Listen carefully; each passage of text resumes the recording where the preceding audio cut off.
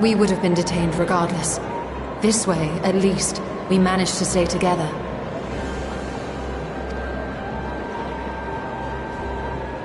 I trust your time within the Forbidden Archives was well spent.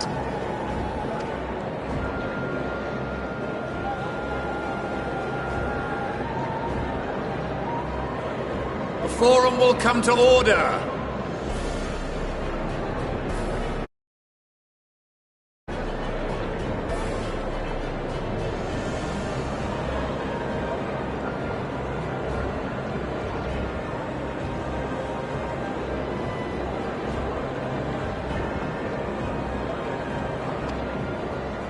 This inquiry is now in session. As Speaker-elect, I will be presiding over the day's proceedings.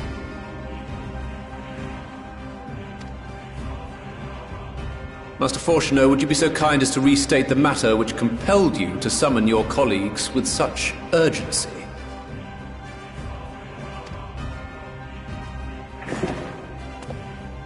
As you are all aware, we recently denied Eorzea's request for Sharlayan assistance. Since then, certain individuals dissatisfied with our decision have taken it upon themselves to interfere with our work. They entered our nation masquerading as associates of the students of Baldessian. But these malcontents are better known as the Scions of the Seventh Dawn. These militants wield influence with both the Eorzean and Eastern alliances, and are inextricably involved with the crises presently afflicting the world at large. Loose in our city, these warmongers sought to meddle with and expose matters of state secret.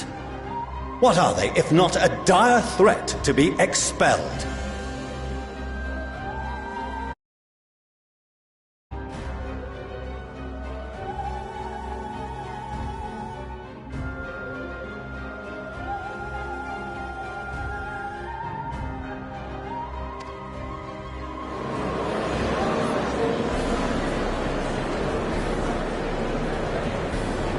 You have tarnished the good name of the students. Galuf would be ashamed.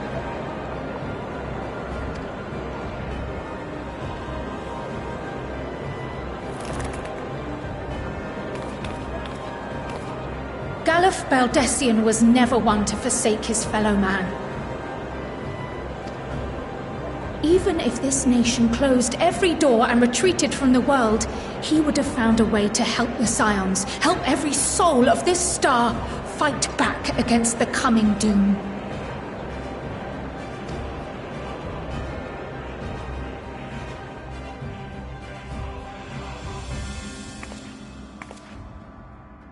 A terrible enemy stands poised to lay waste to all we hold dear. In the face of such madness, Eorzea reached out to Sharlayan, a respected ally, in the hopes of forming a united front. Was your curt dismissal truly the best you could offer? Or are you so preoccupied with your momentous duty of an age long past that even the end of the world is unworthy of your attention?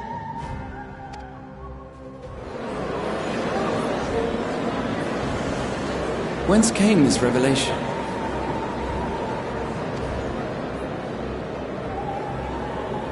From the mouth of a Forum member within fortuitous earshot.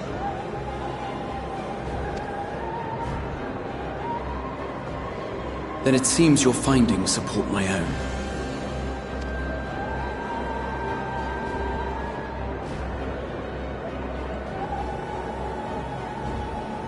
The reason I visited the restricted shelves was to study records of the Forum's policymaking process, to better understand the historical trends underlying their most major decisions. At first glance, the positions of neutrality in war and the accumulation of knowledge above all else appear constant and consistent, the unchanging pillars of Sharlayan society. And once upon a time, I might have left it at that. These days, however, I am more attuned to the subtleties of governance, and so I noticed something odd.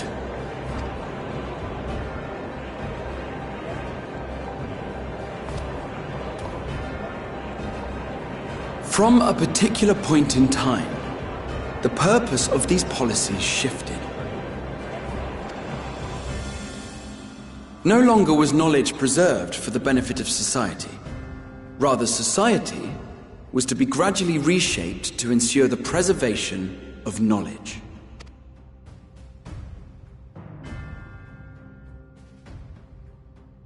The most conspicuous and telling change was the one which befell Labyrinthos. Once little more than an oversized storehouse, an enormous allocation of funds saw it transformed into an advanced research and archival facility. I also discovered a fascinating account on the finances of our Dravanian colony. The settlement attracted students from far and wide, and the connections and tuition fees thus acquired were funneled into further improvements for the archives. Now, there is no question that our nation's progress is tied to the acquisition of wisdom. Nevertheless, the vast resources diverted for this purpose borders on the obscene.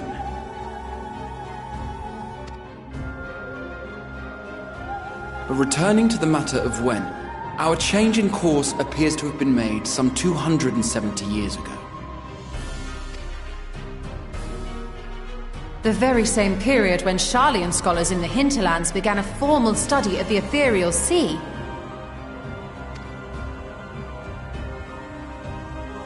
You found something, did you not? And whatever it was, gave rise to your oh-so-important duty. Mind your tongue, Archon. If you had seen...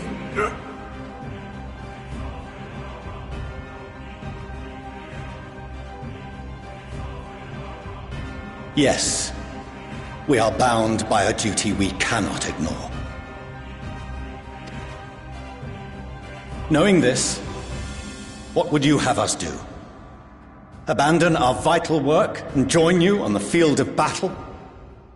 We will never choose the way of the sword. We will fulfill our mission, not through strife and bloodshed, but survival. Come what may, we shall live on. We must. Do as you must, then. But we Scions will fight until the heavens fall, until our last breath.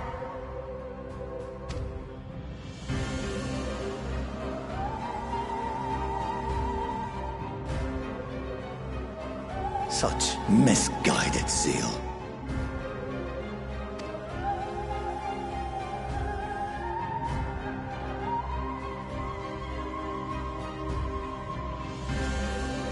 Father, Master Fortuno, I fail to understand the stance you have elected to take. But by the same token, I have yet to find a compelling argument to counter the challenge you put to us in Gridania. Still, in the midst of my uncertainty,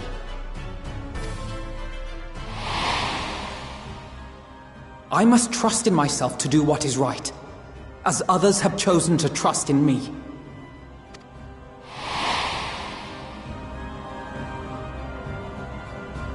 So I will continue, as I always have, weighing the consequences of my every action, and allowing my hope for the future to inform my decisions. That's quite enough. Have you all forgotten the reason for this assembly?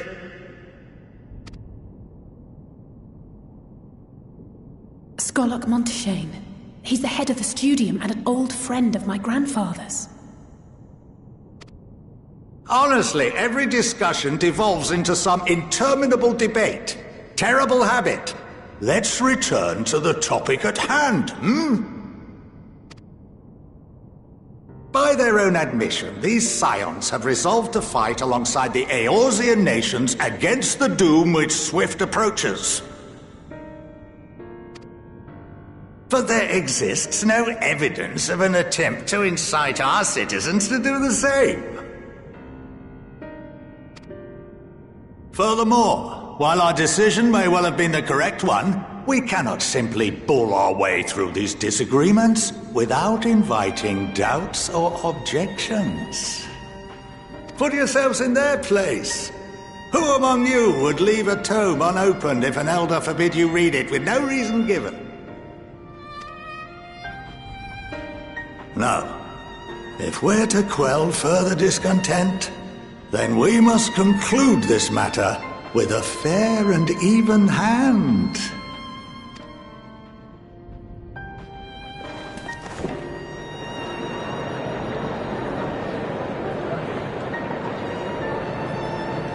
Order! We will have order! Master Montaigne raises some valid points. Keeping such concerns in mind, I propose we enforce the following measures. Until further notice, the students of Baldessian are to cease any and all activities within the domain of Sharlayan. You will also refrain from any further investigation into the Forum's decisions and duties. Failure to comply with these restrictions will result in the immediate expulsion of your Scion associates.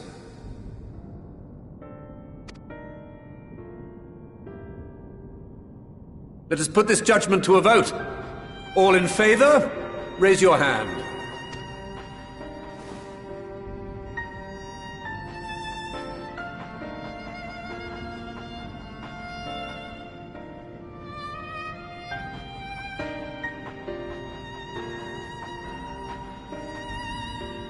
I count 51 for and 48 against. The proposal is passed. Students, Scions, you have heard the Forum's judgment. Pray abide by it, or face the consequences.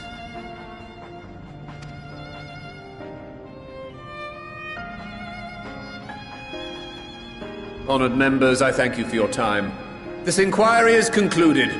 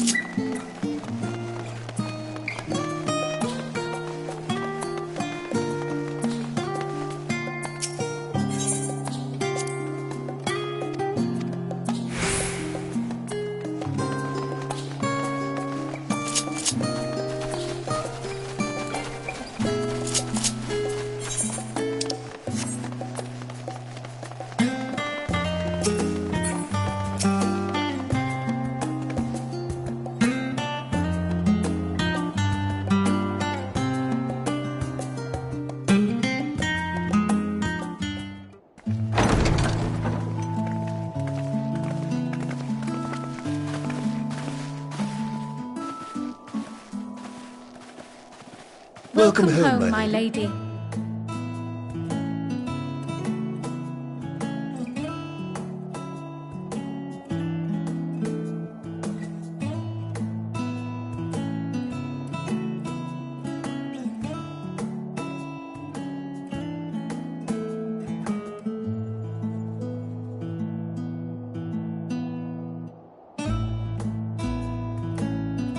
What?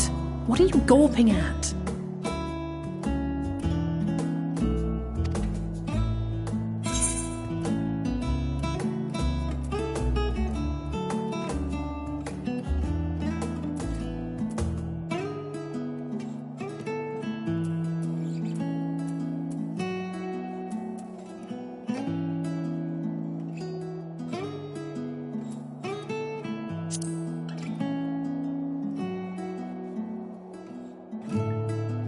Oh, gods, please don't. It makes me feel like a spoiled princess.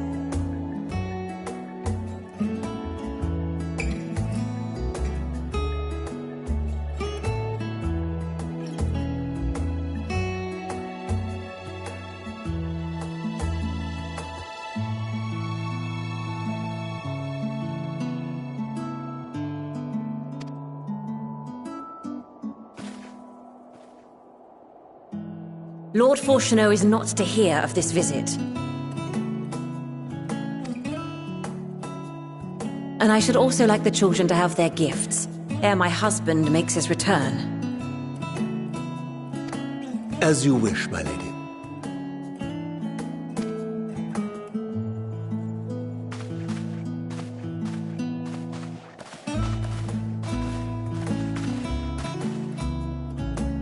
Master Alphino, Mistress Alice, if you'd accompany me upstairs.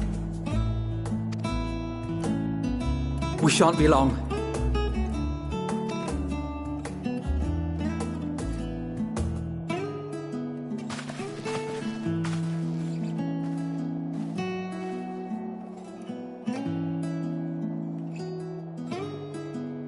The twins have been sending letters home from time to time, recounting their latest adventures. I am sure they withhold certain details, of course, if only to keep me from worrying. Yet a mother worries all the same. In the early days especially, I tried to support them as best I could, sending the Scion's coin and other such donations. Fortunately, they have found the strength to overcome adversity time and time again. Their words grow more confident with every letter, their depictions more vivid. The triumphs and defeats, the joys and sorrows. It is clear that they have come to find value in every experience. But of those they treasure most, it would seem that meeting you might be the most impactful. Why, since that fateful day, I do believe there has not been a single missive in which you were not mentioned by name.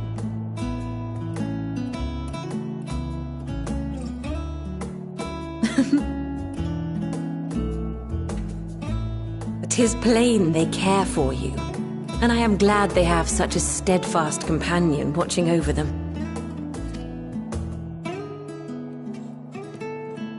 Under normal circumstances, I would offer you tea, but alas, these are anything but.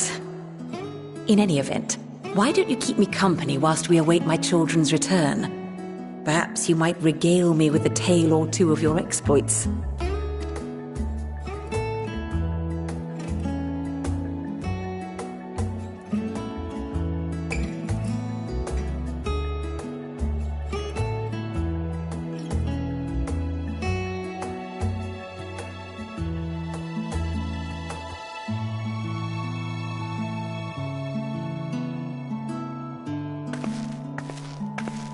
When you mentioned gifts, I wasn't sure what to expect.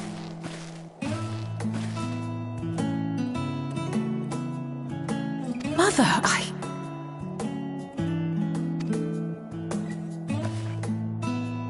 Oh, look how well it fits you. And the style is to your liking?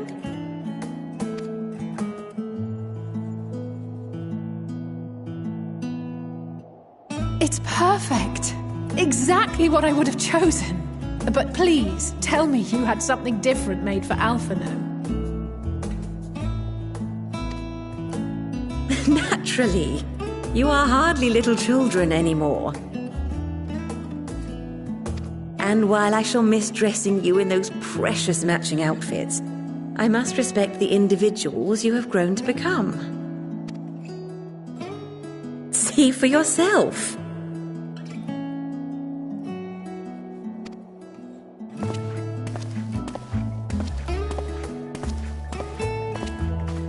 Thank you for the splendid clothes, Mother. Stylish, comfortable, and eminently practical. I am so glad you like them. They are, however, missing one final touch.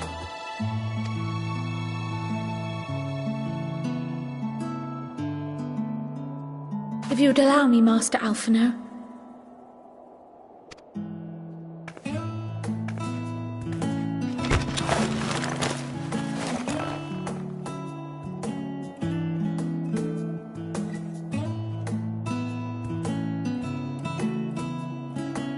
Wait. Are these...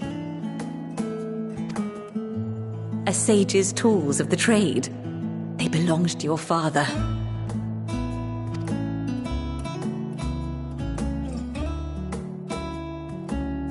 Though he may as well be chained to his desk these days, as a student he was often called upon to venture into the field.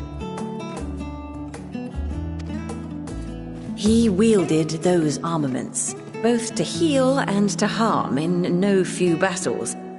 None so fierce as those you two have braved, perhaps, but battles nonetheless.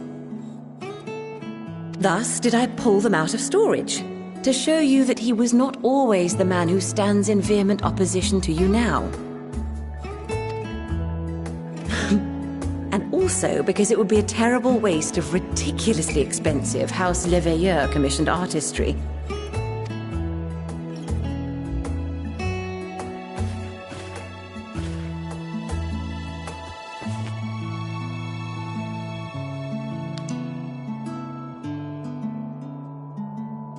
I am told these devices are quite difficult to master, but someone of your extensive experience should soon have them darting about with grace and aplomb. May the wisdom in that crystal serve you well. And please, try to find common ground with your father, that you might come and go without need for this awful subterfuge.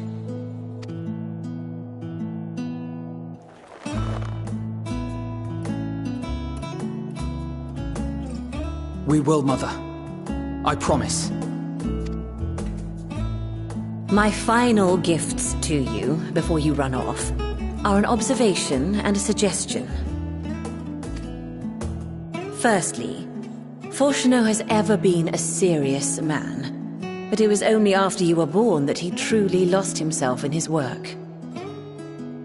I may not know the Forum's inner workings, but I know your father's. The timing of that change in him holds some significance. Secondly, do not seek to best your father with words. Far better that you simply show him. Let him discover the merit of your actions, after they cannot be undone.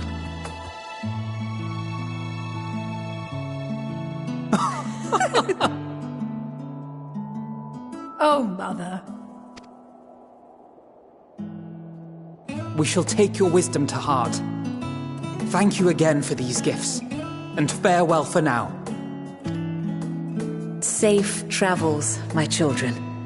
Eat well, stay warm, and keep your friends close.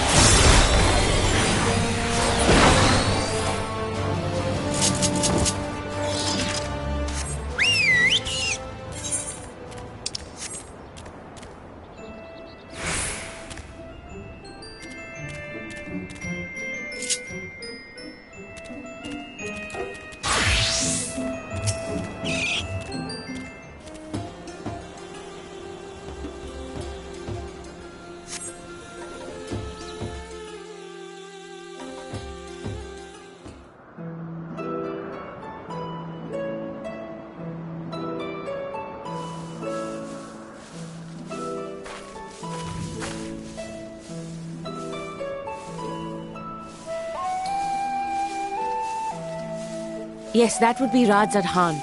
Hardly anyone has been allowed in or out since our troubles with the tower began.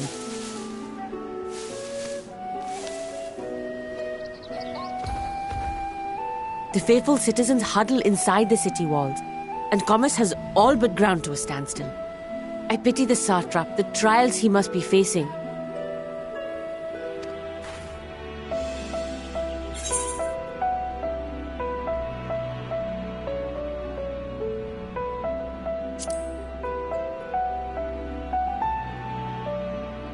Well, he is the most important person in Radzad Khan. Long ago, this island was home to two tribes of Matanga, the Gajasura and the Arkasodra. When the Aura came to these shores, it was the Arkasodra with whom they joined forces. Together they defeated the warlike Gajasura, forcing them to flee Thavnair altogether.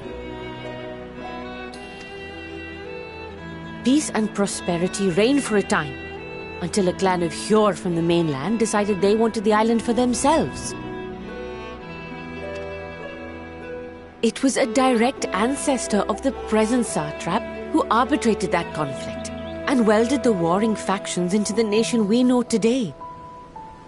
And ever since, a member of that esteemed lineage has inherited this somewhat unique position. You see, by and large, the state is run by the people, but when problems arise, it is the satrap who mediates a solution. The stability provided by the satrap is what has allowed Radzad Khan to thrive all these years.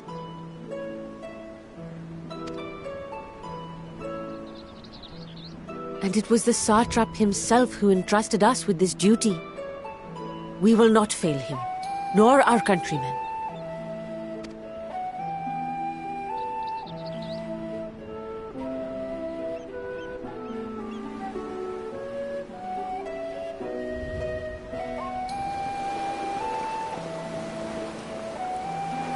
What is the delay with the vessel? I told you I need to adjust those ratios.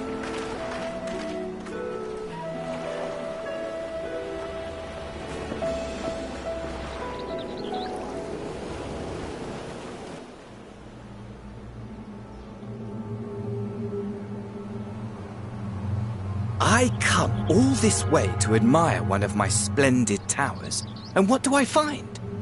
Fools attempting to ward off its tempering influence with magic trinkets. I seem to recall a similar experiment in ages past. What was that man's name? Oh, something. Owen?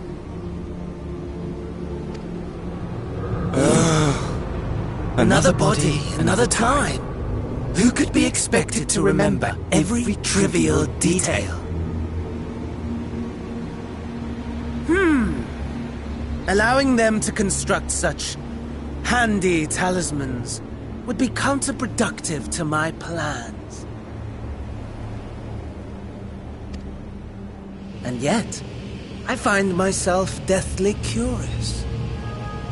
How will they manage this feat with the limited knowledge and resources at their disposal?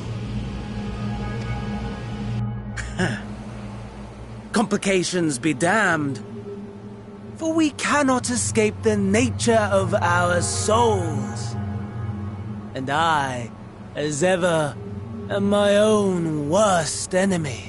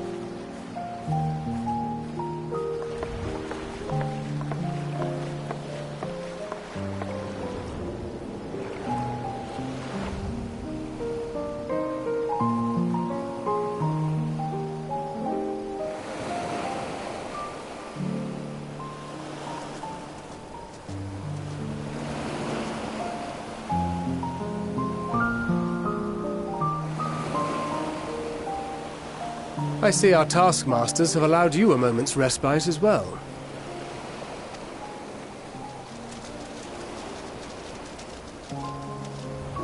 You have to hand it to these alchemists. They are determined to see this endeavor of theirs succeed.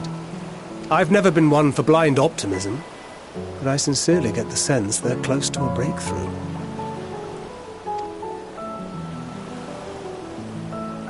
They had better be, or all this effort was for naught.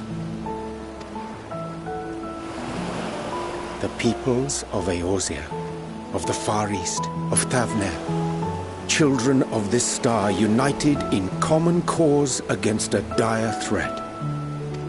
Yet ere they succumbed to suicidal madness, were not the Telophoroi born of her body as were we? They who cling to life and the promise of the morrow's dawn, against they who desire death and an ending of their own orchestration. The victors of this war alone will hold the right to answer the question of existence, of its meaning, and its worth. Poetic and ominous to a fault. That said, if it's an existential debate in nature, then our arguments might not be as persuasive as you'd think.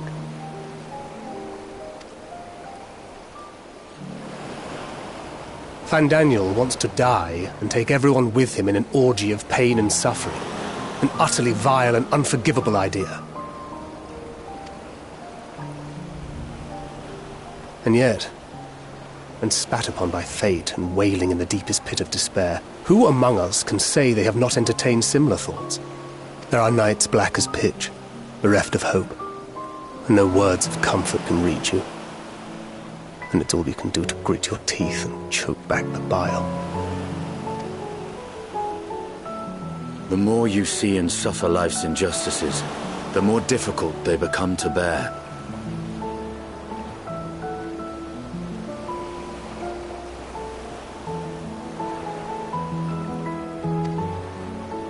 Vengeance is nurtured in similar soil. Though your anger has a broader focus, the sentiment is much the same.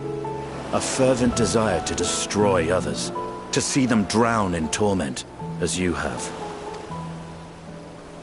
That about sums it up. The will to endure is not always as strong as the urge to burn it all down and salt the earth. Survival be damned. It's a struggle, often close and brutal. Indeed. Well, I, for one, shall pray survival proveth more appealing in the end.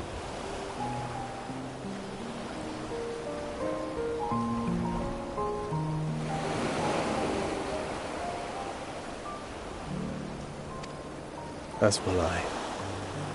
Besides, our chances are much improved when we've the company of others committed to the cause of life. Our vengeful dragoon here is proof of that.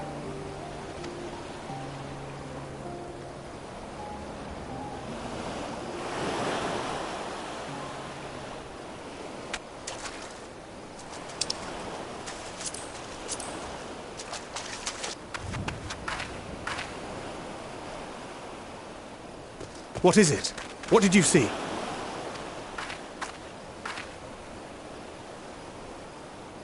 Fandaniel, are you sure?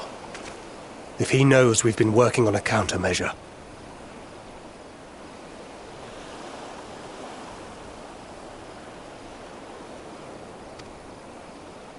It holds. The vessel holds! This is the one! At long last!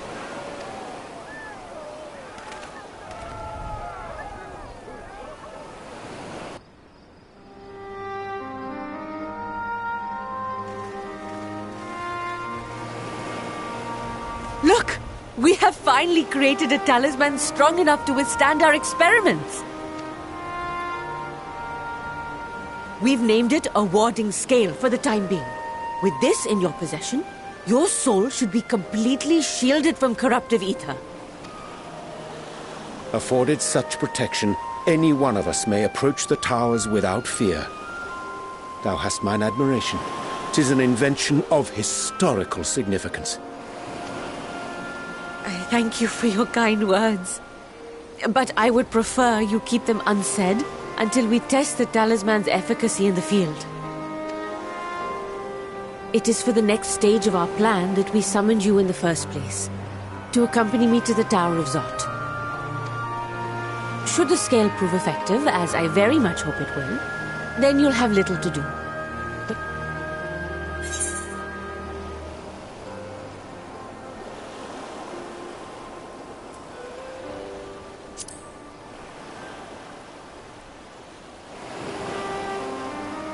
either way, we are fortunate to have you with us.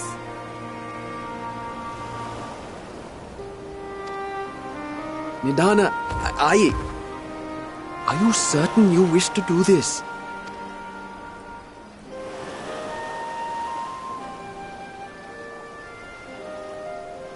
If others are to trust our creations, then we must... But should I fail to...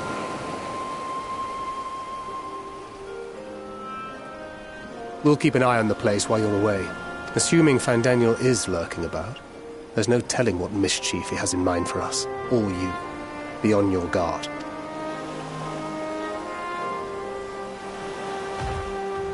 Shall we be on our way?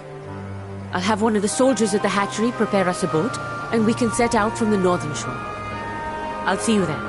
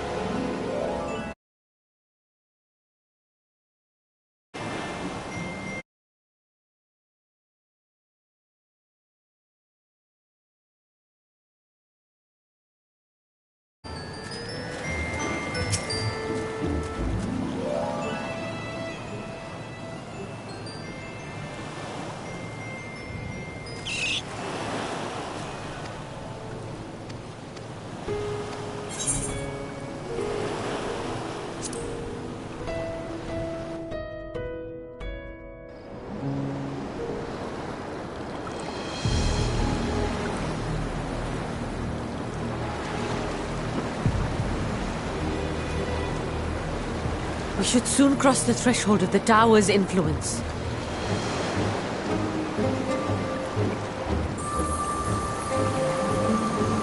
Any moment now.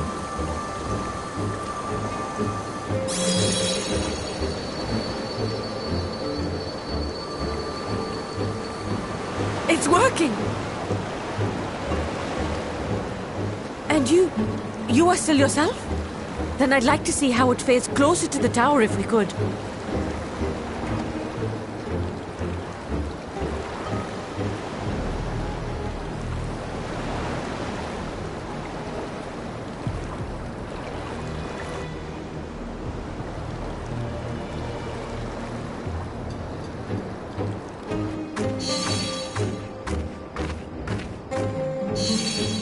So far, so good. The scale's protection appears to be holding. If we can just make it to the tower's entrance.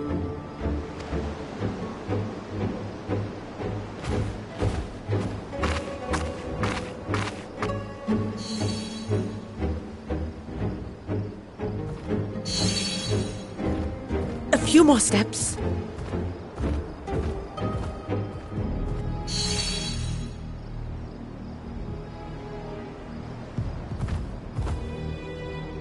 Praise be to the sisters, we made it!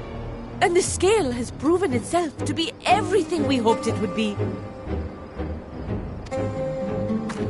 Now we can focus on production. Once we've equipped and returned with an entire survey team, this menace will soon give up its secrets.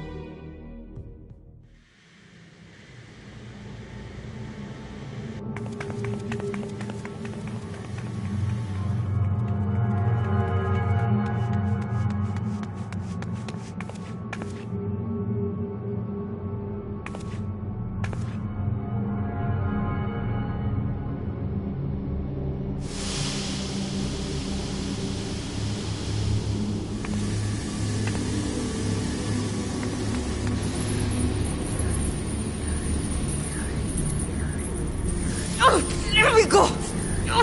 Let me go! Oh, do calm down. You'll only hurt yourself thrashing about like that. Stop! Oh, you can't do this! Please!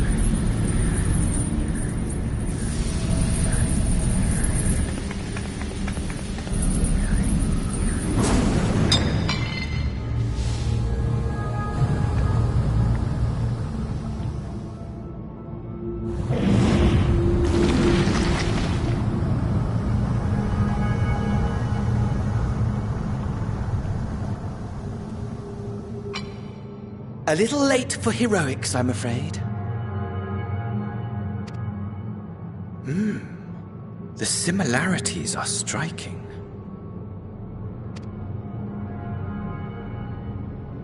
My! Such hostility! Never before has my artistry so displeased.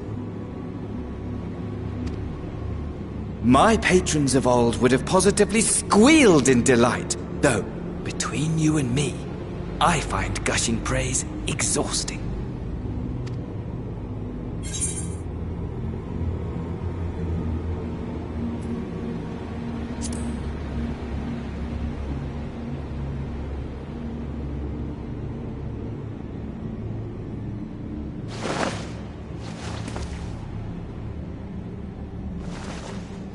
Allow me to tell you a story. Surely you've yet to hear the one about Van Daniel, the sundered Ascian. I inherited the position and the soul of the Van Daniel who sat on the convocation in the time of the final days, theoretically speaking. Practically speaking, that fact is of no consequence. I was born and lived as, well, me. Eventually, I was recruited into the Ascians and imbued with the former Fandaniel's knowledge and memories, but I never felt that they were truly a part of who I am.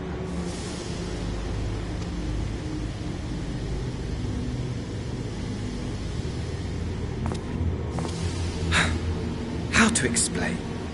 Perhaps if I told you who I was before my Ascian embrace, although that chapter too is a past I've long since discarded. I have it on good authority you've poked your nose into an Allegan ruin or two. Yes?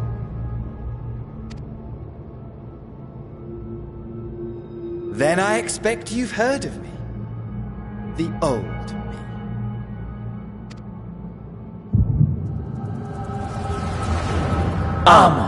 At your service.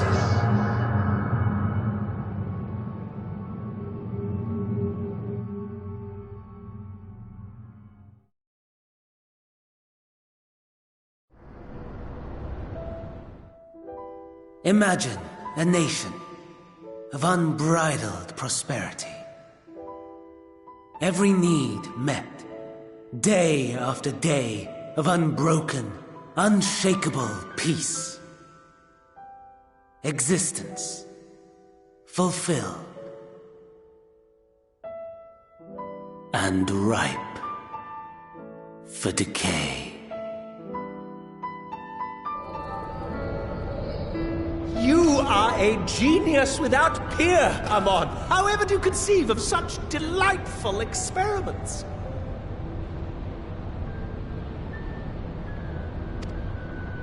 That fool was beside himself with panic when he awoke with the head of a bull.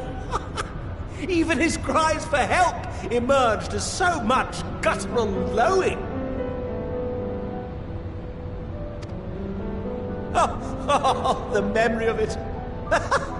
My poor sides. My friends and I were so consumed by laughter we struggled to breathe. No more than entertainment for bored wastrels ignorant of its worth.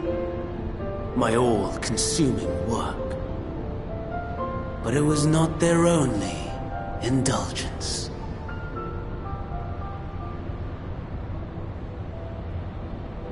For they were ever hungry for stimulation, slaves to the slightest hint that amusement was afoot.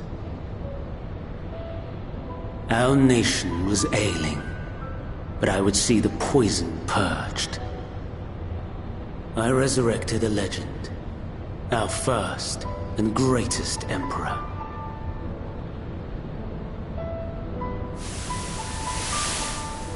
And just as I had planned, he set our wayward empire back on the path of conquest. An inexhaustible ambition carried us onwards, always onwards. Yet, he who delivered to us such glory was not to be satisfied. Heed me, Amon.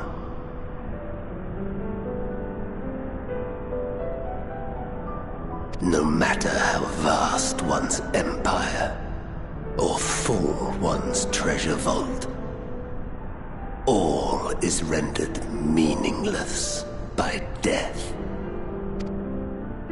In the end, all is lost.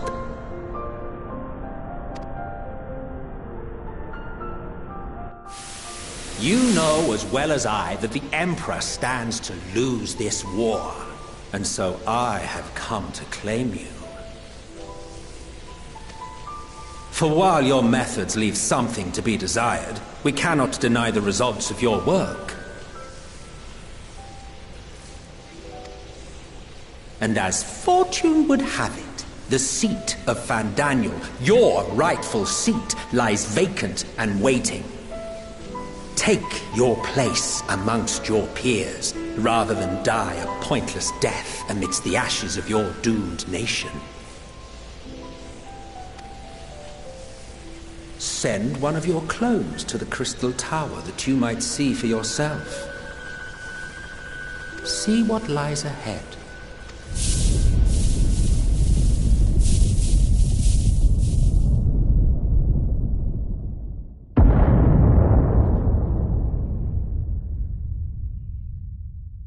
The fall of the Empire affirmed the truth. Majestic and tragic, as the Emperor foresaw. Scheme as you like, build as you will, nothing endures. What is life but a brief jaunt ending in emptiness?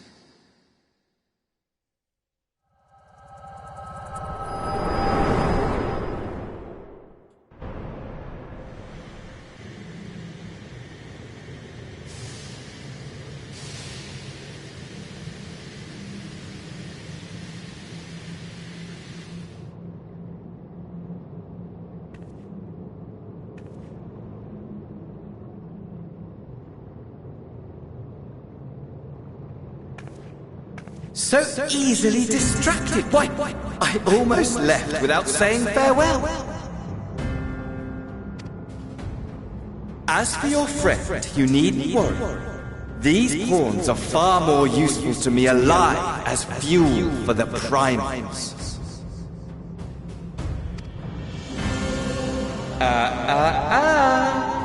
If you attempt to pull them free, they will die. So, enjoy tackling that conundrum with your comrades. We shall meet again! Not in one of these minor spires, oh no, but somewhere more suitably grandiose. Your favorite playmate is ever so eager to see you.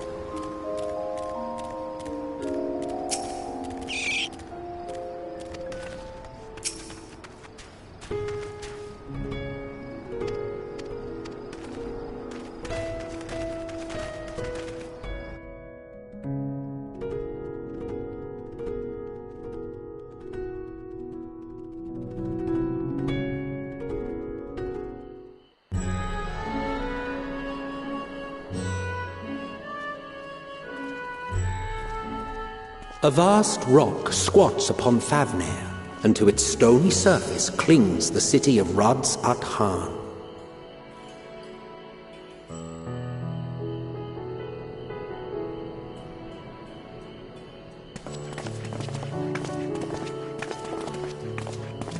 Ye who enter here are subject to the scrutiny of gods, the gate's most watchful eye. The orb which beholdeth the truth of all things.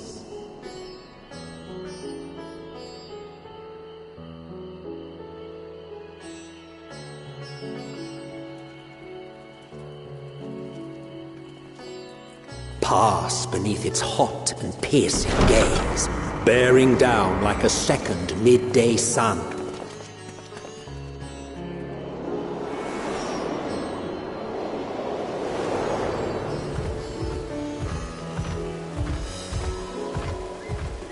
The fragrant haze, a mixture of sweet incense and acrid smoke. The cries of merchants mingled here with lively melodies accented by dancers' feet. Travelers seduced by vivid sound and colors were once swallowed up by patchwork streets.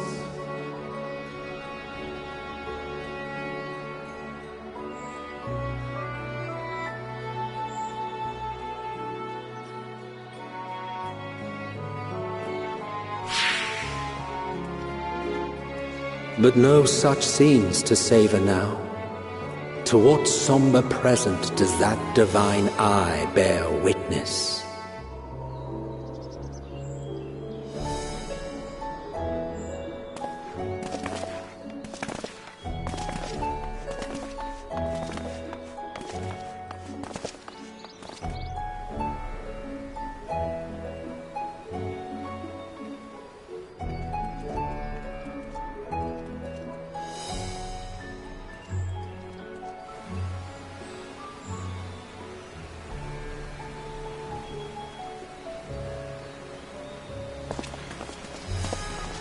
Here we are, Megadota.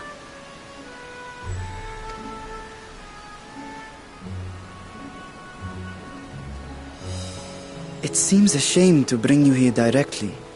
Under normal circumstances, it would have been my pleasure to show you the sights.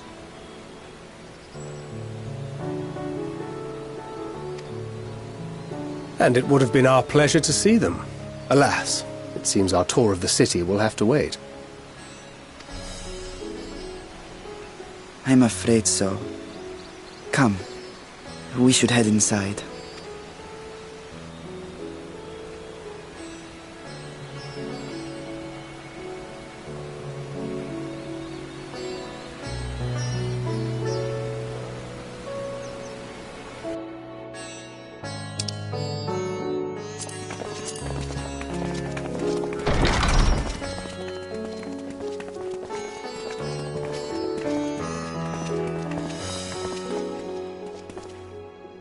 Your Excellency, may I present our honored visitors?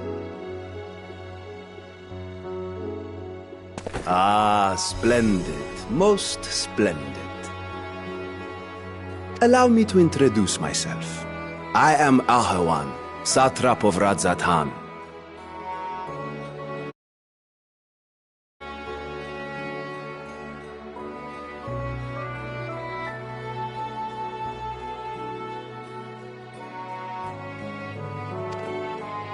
Our alchemists tell me your assistance was invaluable in the creation of the warding scale. Such deeds ought to be recognized in person. Thus did I have young Varshan convey you here forthwith. On behalf of my people, may I express to you our sincere gratitude.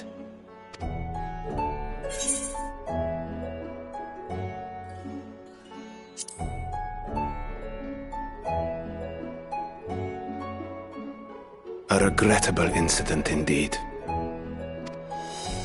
Her colleagues insist that we honor her wishes and trust in the talisman, that it will be instrumental in saving Nidana and the others. I am eager to hear your opinion on the matter, so let us not stand on ceremony. Come, sit. I think not. This charade has gone on long enough. Show yourself. Forgive me, but were you expecting musicians, perhaps? There are no performers waiting in the wings at present, but arrangements could be made if you'd prefer. Nay, he hath the right of it. The time for artifice is past. Raise the curtain. As you wish.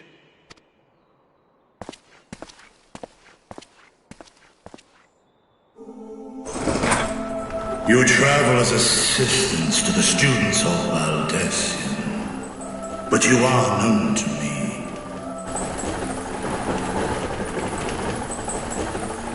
Even here have we heard of the scions of the Seventh Dawn.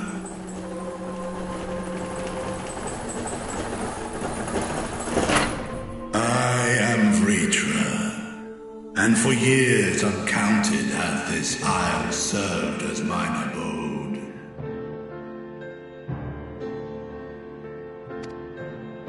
Vritra, of the first brood, sibling to Hraesvelgr and Nidhogg. Aye, mine elder brothers, of Midgardsormr's spawn. I was last to hatch. Well, isn't this a surprise? We were told Radzat Khan had an alliance with the dragon. Not that a great worm sat in the satrap's own hall. A necessary subterfuge, as the true tale of our nation history illustrates most effectively.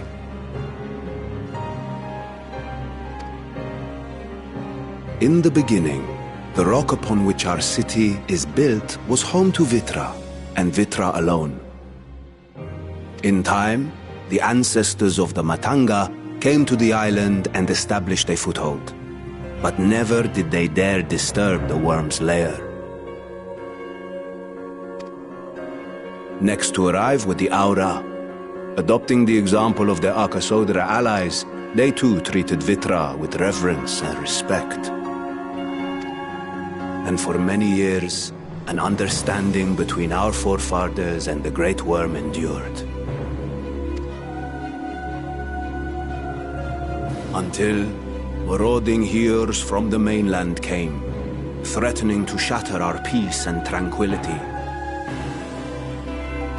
When it seemed all would be drowned in blood, Vitra himself came forth and quelled the rising conflict.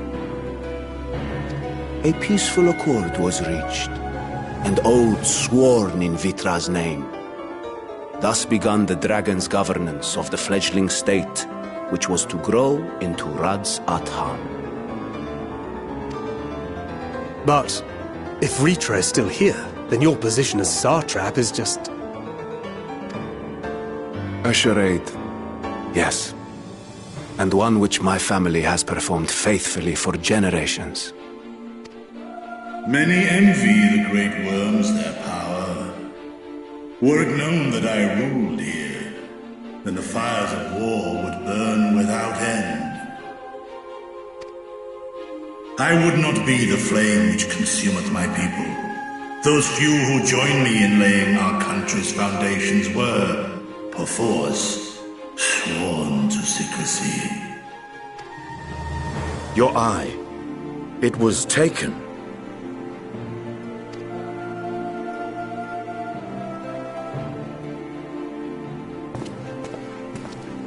"'Tis here, buried within the semblance of flesh.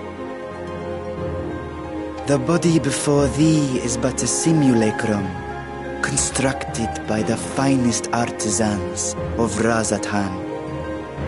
With mine eye nestled within, it doth serve as an inconspicuous vessel for my will."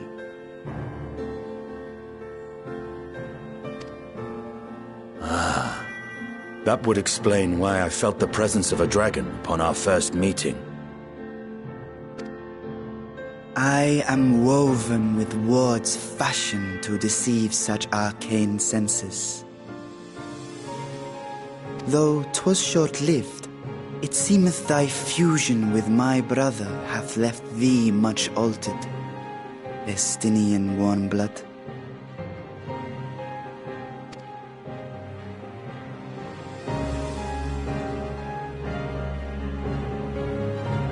From the very first, we sensed the nature of one another, yet did neither one of us bare his fangs. That is all I need know of thee for now.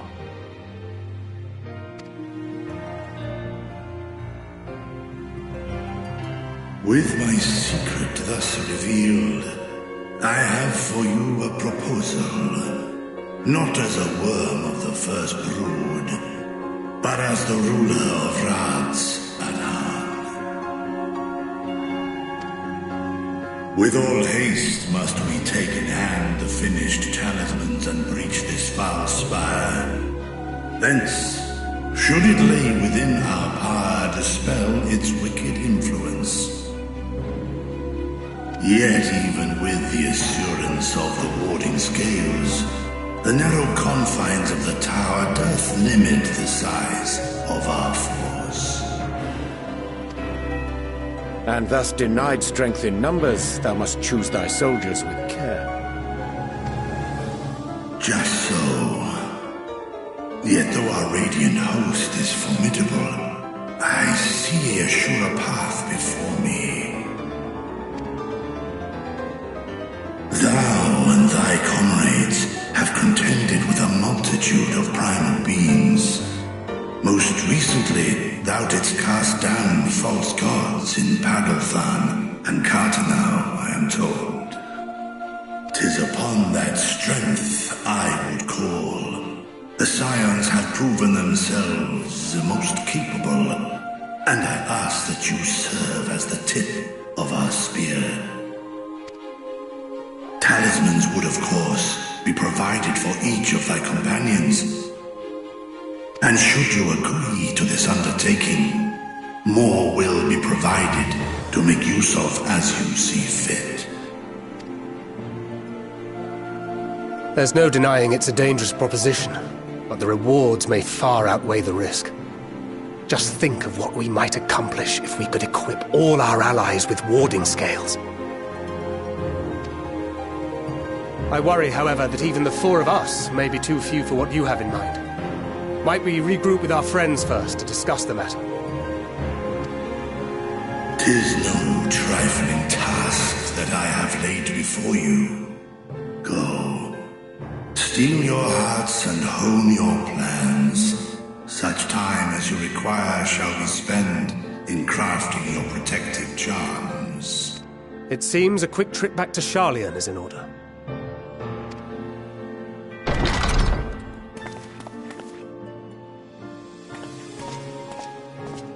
Wilt thou not lend thine aid?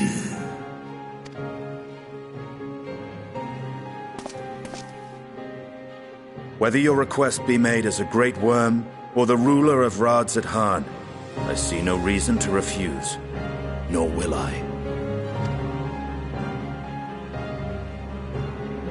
I am in thy debt.